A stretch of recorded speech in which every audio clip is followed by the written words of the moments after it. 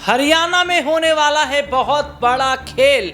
नायब सिंह सैनी का बयान बना सबसे बड़ा विवाद और नायब सिंह सैनी ने सीएम कुर्सी संभालने के बाद गलतियां करनी शुरू कर दी हैं।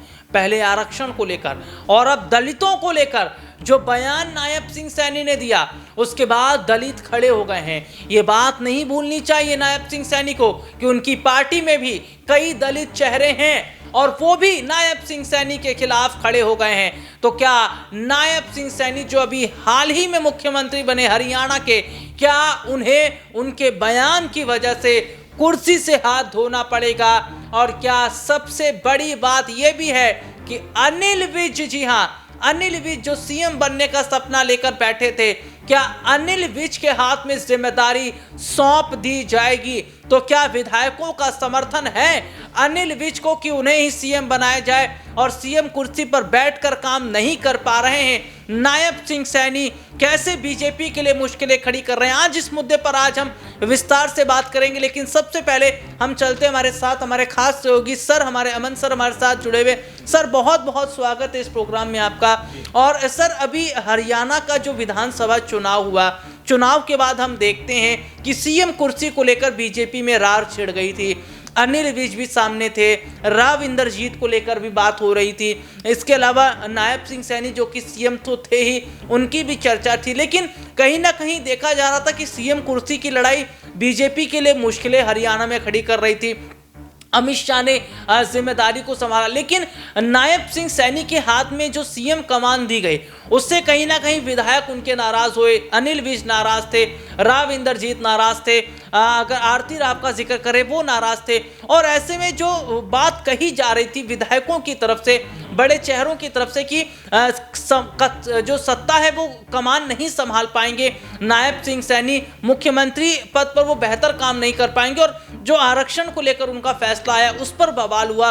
और उन्होंने भी सर अभी हाल ही में दलितों को लेकर जो गलत बयानबाजी थी, उसका भी असर पड़ रहा और उनके खिलाफ उनके पार्टी के लोग ही खड़े हो गए। वो कह रहे हैं कि सीएम के लायक नहीं है नायब सिंह सैनी और हमें सीएम बदलना है। तो ऐसे में सर, क्या अनिल विज का नंबर कहीं ना कहीं यहाँ पर लग रहा है? क्योंकि वो पार्टी में सीनियर नेता हैं, अनुभवी लीडर हैं, विधायक भी उनके साथ नजर आ रहे हैं। देखिए, उससे बड़ी बात कि वो खुद दलित वर्ग से आते हैं, तो जाहिर बात है जो नायब सिंह सैनी ने बात कही है और जिस तरह के शब्दों का इस्तेमाल मंच से किया है बतौर मुख्यमंत्री, जाहिर बात है कि उसकी जितनी आलोचना होनी चाहिए कम है, उस बयान की जितनी निंदा होनी चाहिए कम है। क्योंकि किसी भी समुदाय का, जाति का आप इस तरह से मजाक या उपहास नहीं उड़ा सकते। अगर आप ऐसा करते हैं तो आपके खिलाफ जो है कार्रवाई तक हो सकती है, मुकदमा तक दर्ज हो सकता है। इस बात का भी ध्यान नायब सिंह सैनी को रखना चाहिए। अभी जुम्मा 4 दिन मुख्यमंत्री बने हुए हैं, ऐसे में उनको अपनी जिम्मेदारियों का निर्वहन करना चाहिए। सुरजेवाला के ऊपर कमेंट करने से क्या बिहार हरियाणा का विकास हो जाएगा? क्या जो रोजगार के लोग भाग रहे हैं यहाँ वहाँ, क्या रोजगार मिल जाएगा? तमाम ऐसे मुद्दे हैं, ज्वलंत मुद्दे हैं। एमएसपी को लेकर अभी भी लड़ाई बरकरार है, तो इन सब चीज़ों पर काम करना चाहिए। लेकिन नायब सिंह सैनी ऐसा लगता है कि बचकाने बयान देते हुए नजर आ रहे हैं, जिसका ना तो कोई सर है ना पैर है। और ऐसे बयान देकर कहीं ना कहीं वो अपना ही उपहास मजाक बनवाते हुए नजर आ रहे हैं। आपने अनिल विज का जिक्र किया। देखिए, जाहिर बात है अनिल विज एक बड़े लीडर हैं, सीनियर लीडर हैं, 6-7 बार विधायक रह चुके हैं, स्वास्थ्य मंत्री रह चुके हैं, गृह मंत्री रह चुके हैं राज्य के। उनको मुख्यमंत्री बनाए जाने की संभावनाएं काफ़ी प्रबल भी थी। एक समय सबसे आगे रेस में दिखाई पड़ते थे, लेकिन अचानक से नायब सिंह सैनी का नाम सामने आता है, मुख्यमंत्री बन जाते हैं।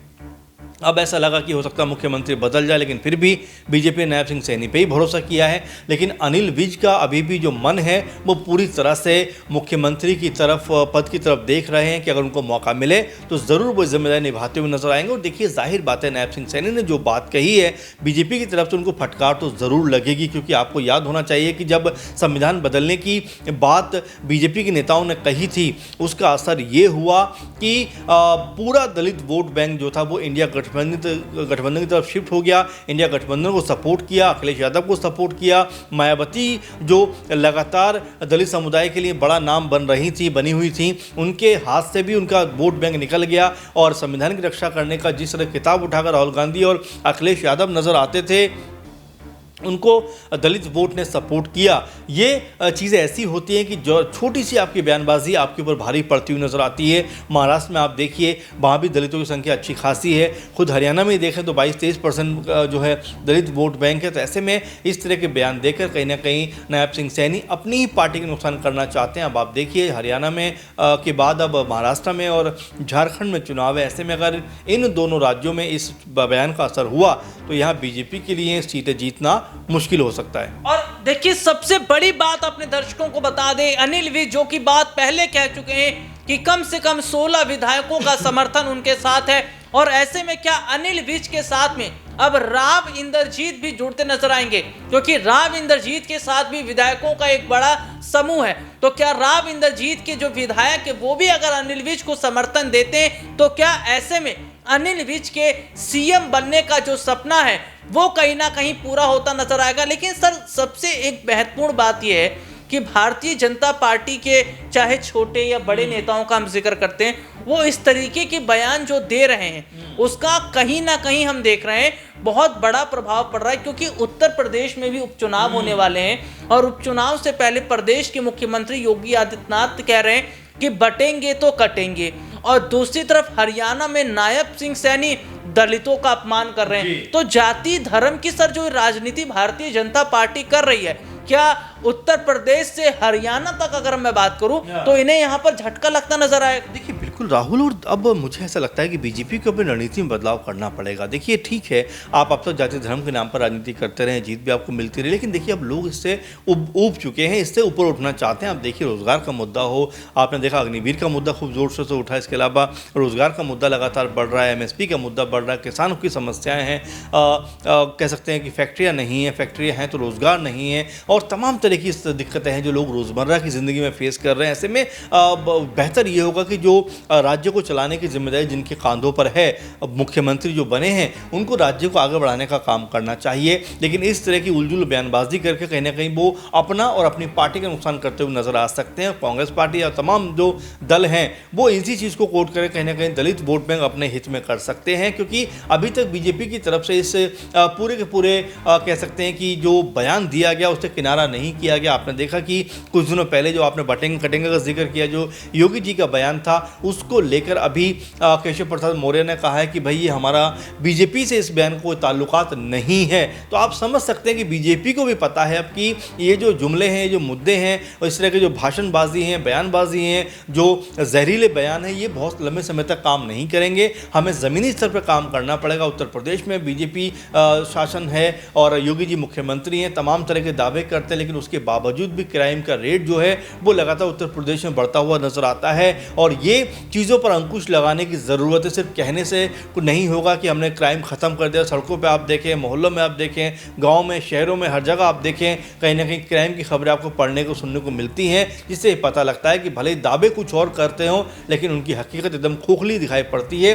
बेहतर ये होगा कि अपने काम पर ध्यान दिया जाए। योगी जी ने भी अभी 2-3 दिन पहले इसी तरह का राहुल एक बयान दिया है, जिसमें उन्होंने एक समुदाय विशेष का नाम लेते हुए बात कही है, और ये बात संवैधानिक तौर पर कही नहीं जा सकती है, लेकिन बावजूद इसके उनको ये बात कहने के लिए मजबूर होना पड़ा। देखिए, मुख्यमंत्री होने के नाते बहुत सारी जिम्मेदारियां आपके ऊपर आ जाती हैं। आप कोई भी बयान देंगे उसके अपने अलग मायने हो जाते हैं। डीएनए की बात करते हुए नजर आते हैं, तमाम ऐसी बयानबाजी करते हुए नजर आते हैं, इसका विकास से, इन सब चीज़ों से कोई मतलब नहीं है। तो आपको बेहतर होगा राज्यों को आगे बढ़ाने के लिए काम करना चाहिए। आप पूरे देश के कह सकते हैं कि मगर प्रधानमंत्री तो पूरे देश का प्रधानमंत्री है, किसी एक समुदाय का प्रधानमंत्री नहीं है। वहीं अगर एक मुख्यमंत्री है तो किसी एक समुदाय का मुख्यमंत्री नहीं है, पूरे सूबे का मुख्यमंत्री है। लेकिन जिस तरह से बीजेपी के नेताओं ने, बीजेपी के कह सकते हैं कि जो पदों पर बैठे हुए लोग हैं, उन्होंने जिस तरह से इन पदों को की गरिमा का अपमान किया है, वो भी कई तरह के सवालों के घेरे में आता है। क्योंकि ऐसा बयान देकर कहीं ना कहीं आप लोगों के आपकी भावनाओं को ठेस पहुंचाते हैं।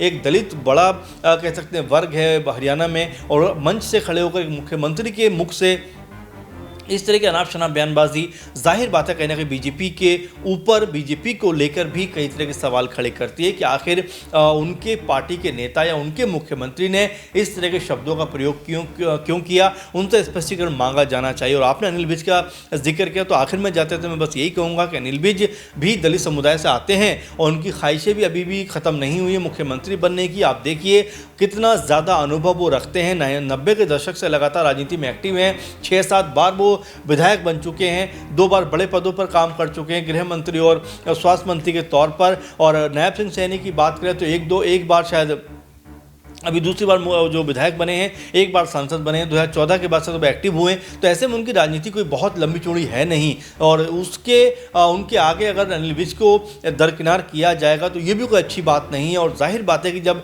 ऐसे बयान देंगे, इस तरह की बातें वो कहेंगे, तो उनका विकल्प कहीं ना कहीं बीजेपी ढूंढती हुई नजर आ सकती है कि भाई आप मुख्यमंत्री बन तो गए हो, लेकिन मुख्यमंत्री की जो गरिमा होती है, मुख्यमंत्री का जो एक रुआब होता है, मुख्यमंत्री की जो भाषा शैली होती है, वो आपके पास नहीं है। जी, और वाकई देखा जा रहा है कि क्या अपने ही पैर पर कुल्हाड़ी मार ली है नायब सिंह सैनी ने। बहुत सोच समझकर उन्हें मुख्यमंत्री बनाया गया, लेकिन लगता है कि उन्हें मुख्यमंत्री पद से अब हाथ धोना पड़ सकता है और शायद इस्तीफा भी देना पड़ सकता है, क्योंकि अनिल विज जो कि खुद दलित चेहरे हैं, दलित समाज से आते हैं, कहीं ना कहीं उनकी भावनाओं को ठेस पहुंचाए। पार्टी में बहुत सारे ऐसे विधायक हैं जो दलित समाज से हैं, उनकी भावनाओं को ठेस पहुंचाए, और ये कहीं ना कहीं अब सैनी के लिए मुश्किलें खड़ी कर रहा है। इस मुद्दे पर आपकी क्या राय कमेंट करके जरूर बताएं। फिलहाल आज के इस प्रोग्राम में इतना ही, आपसे फिर दोबारा मुलाकात होगी, तब तक के लिए इजाजत दीजिए, नमस्कार।